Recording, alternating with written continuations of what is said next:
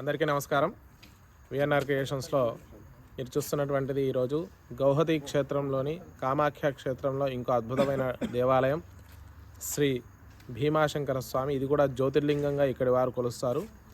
ఇది కమాఖ్య దేవాలయానికి దాదాపు 15 కిలోమీటర్ల దూరంలో ఉంది. చాలా అద్భుతమైనటువంటి ప్రకృతి సౌందర్యంలో ఉంటుంది. చాలా పెద్ద పెద్ద చెట్లు, చల్లటి వాతావరణంలో ఈ దేవాలయం ఉంటుంది. మరి ఈ దేవాలయాన్ని కూడా మనం చూద్దాం. అందరూ కూడా మన ఛానల్ను వీక్షిస్తాం.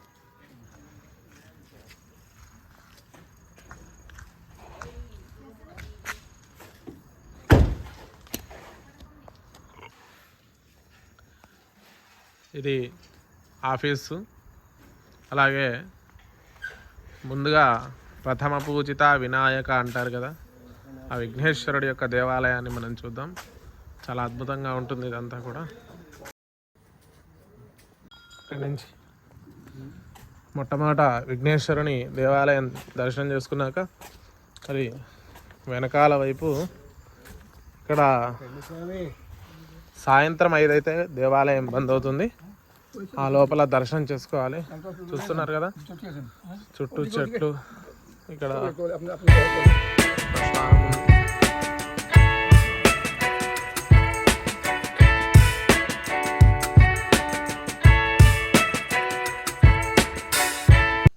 చూడండి, ఇది ఆంజనేయ స్వామి దేవాలయం కూడా ఉంది ఇక్కడ.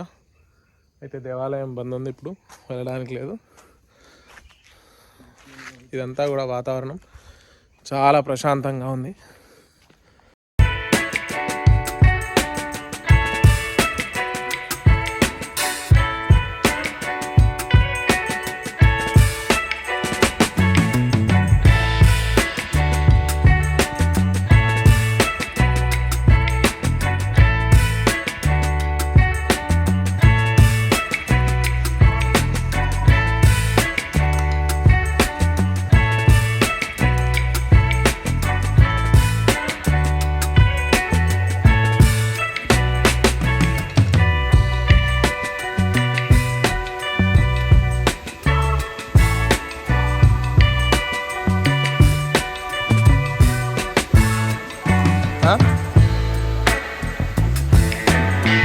తెలీదు.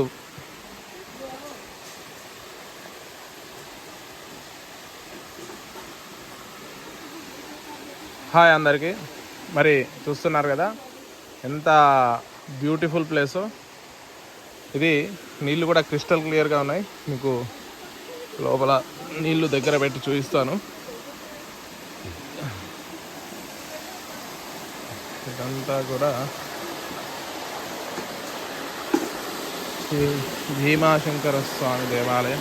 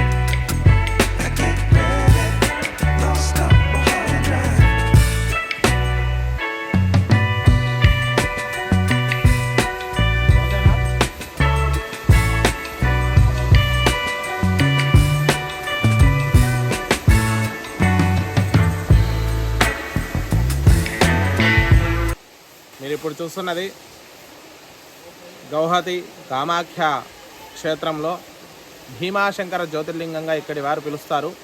మనకు భీమాశంకరం అనేది 2-3 చోట్ల మనకు కనిపిస్తుంది. ఇక్కడ కూడా ఇది జ్యోతిర్లింగ క్షేత్రంగా మనము ఇక్కడి వాళ్ళందరూ కూడా ఈ స్వామివారిని కొలుస్తారు.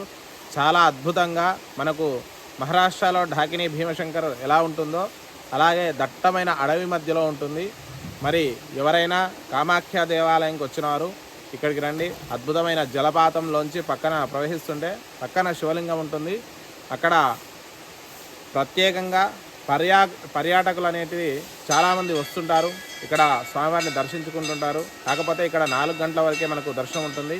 ఇక్కడికి వచ్చిన వారు ఈ క్షేత్రాన్ని తప్పకుండా దర్శించండి.